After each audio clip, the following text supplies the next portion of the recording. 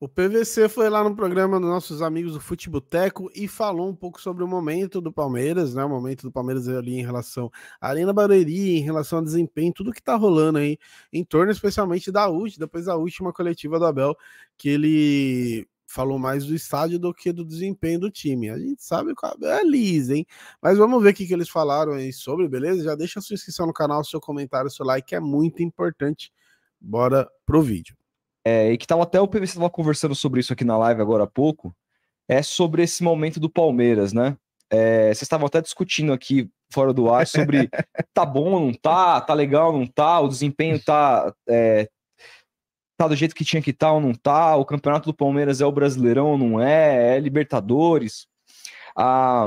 Ontem a gente teve uma entrevista do Abel que foi muito no sentido que para mim ele é mestre, que é desvio de foco. Parece que quando o Palmeiras perde, ele busca um subterfúgio e necessariamente a gente, enquanto imprensa, discute sobre aquilo. Morde a isca, né? E aí a gente não tá discutindo sobre a atuação do Palmeiras. E no caso de ontem, falo sobre a questão do estádio, que ele falou muito fortemente ali e tal, mas que é uma questão que, assim, eu que não sou palmeirense, não vivo o dia a dia do clube, que não acompanho tão a fundo como o Felipão, por exemplo, sei que desde quando o Palmeiras assinou o contrato, estava estabelecido que assim seria. Me corrija se eu estiver errado. Não tinha que jogar em Barueri. Então, mas o que... Joga em Barueri talvez por uma questão política. Então. Presidente que arrendou o estádio com as empresas dela. Mas a questão é, jogar em Barueri ou não jogar no Allianz? Porque não jogar no Allianz em dias de show era uma coisa que estava estabelecida em contrato, não era? Vamos lá.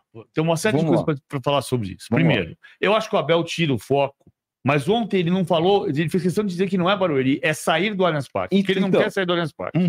Só que ele não colocou o dedo na ferida do jeito que pode colocar, porque vai pegar a Leila, não a Leila em relação ao Barueri, mas em relação à relação com o Allianz Parque.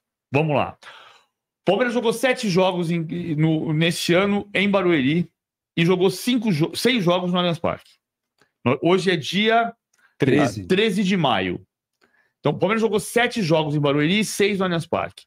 Por que jogou 7 vezes em Barueri e 6 no Allianz Parque? Não foi por causa dos shows. Foi por causa do gramado. O gramado que não trocou quando podia trocar. Bem se você tivesse... Quando o Abel falou das miçangas do show da Taylor Swift, que foi no início de dezembro... Foi no jogo depois do jogo do Fluminense. Foi o jogo do América. Depois do jogo do Fluminense. Sim. Antes do jogo do América. Se ali tivesse... Vem cá, vamos conversar. Que é uma coisa que a W Torre fala, ela tem razão, que todo pós-show tem um relatório da banda dizendo isso aqui funcionou, isso aqui não funcionou. E que nunca se fez isso com o futebol. Por culpa dupla, dos dois lados. A relação Palmeiras-W Torre é um casamento sem direito ao divórcio. Sim. Então tem que ter uma boa relação. Claro. Se o Palmeiras tivesse aquele dia de... Olha aqui, nós temos um problema no gramado. Vamos avaliar o que podemos fazer? O show do Titãs, o último show do ano, foi dia 22 de dezembro. Até voltar ao futebol no dia 20 de janeiro, o Palmeiras talvez tivesse perdido um jogo em casa. Não jogasse contra a Inter de Limeira em casa. E não foi feito foi em fevereiro.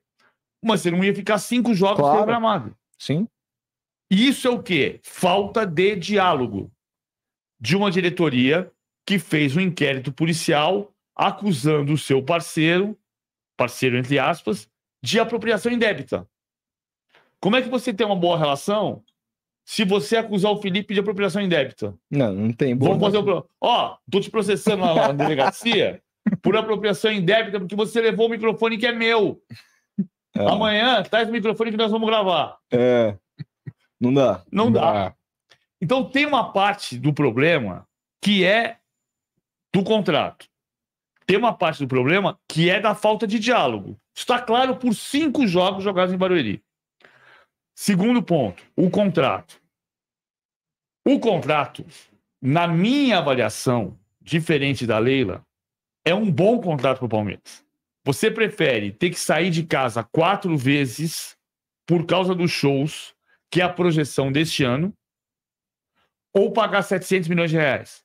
Sair de casa 4 vezes. A projeção desse ano é sair 4 vezes só? É sair 4 vezes. Saiu contra o Atlético Paranaense, contra o Internacional. Vai sair com o Vasco. Vai sair contra o Vasco e vai sair dia 25 de outubro. Só, acabou. Só. São 4 jogos por causa de shows. Tá? Tem um parêntese. Entre 2014, quando o estádio foi inaugurado, e 2022, o Palmeiras só tinha saído uma vez do Allianz Parque em novembro. Novembro e dezembro, quando termina o campeonato. Uma vez. Foi Palmeiras e Corinthians em novembro de 2019. Foi no Pacaembu. E no ano passado, saiu 3 vezes entre novembro e dezembro. Então tinha um problema. Mas também tem um problema de comunicação. Total. De diálogo. Então, mas se o Palmeiras vai sair 4 vezes até o final do ano, e você sabe disso, logo o Abel também sabe disso. O Abel não precisa saber disso. O Anderson Barros sabe. Ah, mas o Abel, imagino que saiba também. Ele tá ali no dia a dia. Talvez não saiba. Mas assim, ele sabe que ele não tem que jogar num lugar que não tem ambiente. Essa é a terceira parte do problema. O Palmeiras saiu. Por causa do gramado, saiu 5 vezes. Por causa dos shows, até agora saiu 2. Internacional, Atlético Paranaense. Mais Vasco e mais dia 25 de outubro. É a promessa da W Torre. 4 vezes por causa de shows neste ano. 5 por causa do gramado. Bom, a terceira questão é por que vai para Barueri. Aí você vai dizer, a torcida do Palmeiras não vai para Barueri, é culpa da torcida do Palmeiras que não vai para Barueri. São Paulo e Juventude em 2022 jogaram em Barueri, tinha 14 mil pessoas. Não, é um lugar muito ruim de chegar, cara. Eu já fui para lá ano passado 2 vezes, contra o Atlético Paranaense, contra o Inter.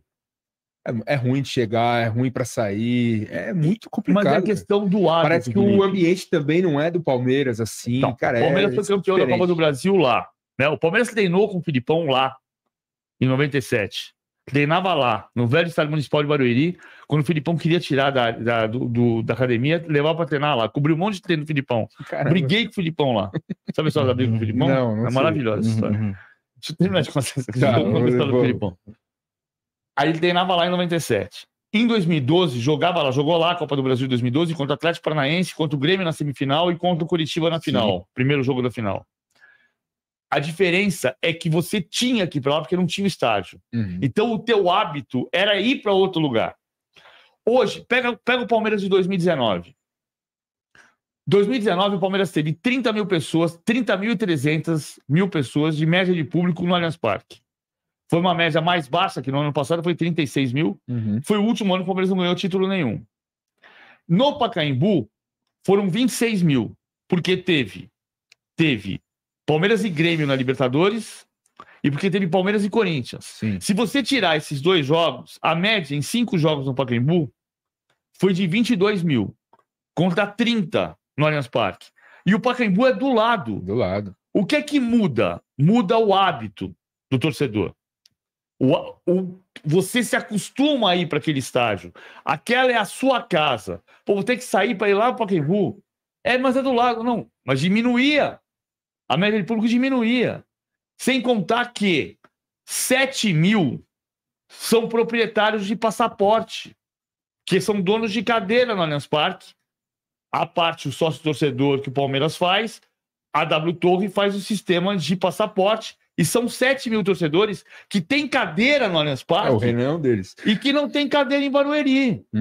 Nem no Pacaembu, nem no Morumbi. Mas no Morumbi, ano passado, teve 49 mil contra o Santos. Teve. Depois de 15 anos, o Palmeiras voltou a mandar um jogo com torcida no Morumbi. Aí o pai vira pro filho e fala assim, cara, vamos lá que é nos clássicos, é legal, tem uma questão emocional.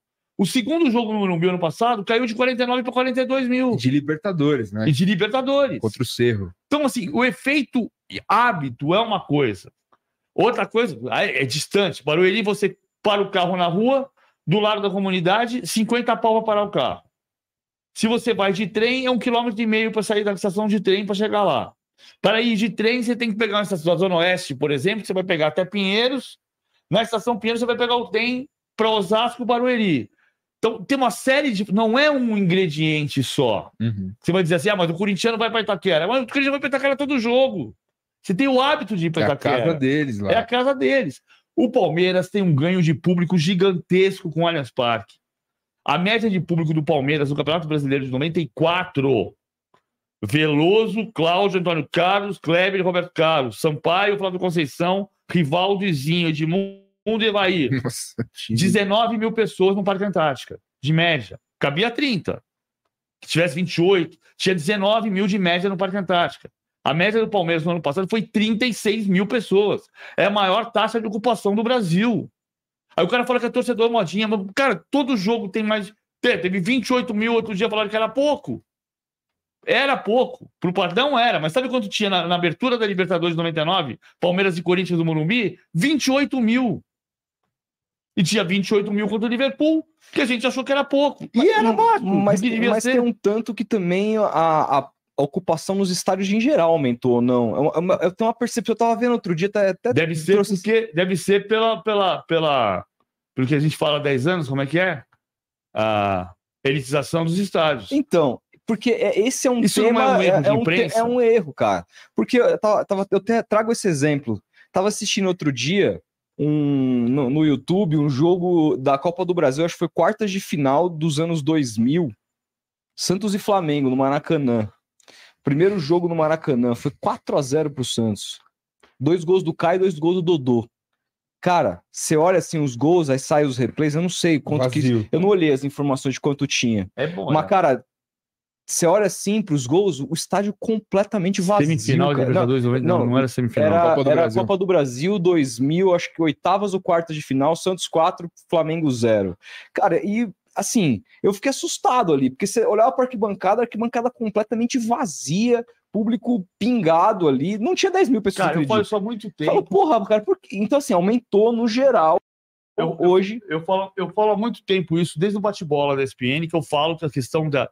que a gente está falando de um futebol cujo recorde de público era 22.900 em 1983. Numa época em que o Maracanã tinha 200 mil lugares. 200 mil lugares era superlotação, dizia-se que tinha 200 mil lugares. Então, o recorde de público de um campeonato do Brasil era de 10% da lotação do maior estádio. Uhum. Então, você quer dizer o quê? Que você tinha no estádio ninguém. Não, mas a classe mais baixa está afastada do estádio. Mas ela estava dentro? Ela estava no jogo Flamengo e Santos, que aumentou 60% o preço do ingresso na final de 83. O maior público da história do Campeonato Brasileiro, o ingresso na final aumentou 60% em relação às quartas de final. Então, a gente tem essa ideia, né, PVC, de tipo, você conversa no bar com uma pessoa mais velha que você, tipo, meu pai, o pai do Rodolfo, ele sempre vem com esse papo, na nossa época era dividido na cordinha, lotado o estádio, e aí você vai ver, não era, né? Não, era na cordinha. Tinha jogo... Nos jogos grandes. Todo mundo que foi a um jogo de 100 mil pessoas sabe que tem saudade do jogo de 100 mil pessoas. Fui, infelizmente. E sabe que era uma merda. Porque você passava perrengue, cara. Eu fui num jogo São Paulo e Corinthians em 87, 9 de agosto de 87. A gente alugou um ônibus em São Bernardo com uma galera, amigos meus, Rogério Carreon, São Paulinos e outros corintianos. Fomos de ônibus, chegamos no estádio meio-dia. 9 de agosto, era inverno, um sol de rachar. O Corinthians tinha feito aquela reação no segundo turno, que terminou o primeiro turno em penúltimo lugar e reagiu no segundo turno, o estádio lotadaço. E aí tinha, de fato, aquela história de que você colocava a corda e se uma torcida ganhava, botava mais gente, a polícia abria a corda, era sensacional. Você ia ganhando na corda. Você passava perrengue. Esse jogo eu cheguei meio-dia, o jogo começou às 4 da tarde, debaixo do sol. E quando chegou a Independente, os caras jogaram a gente para baixo.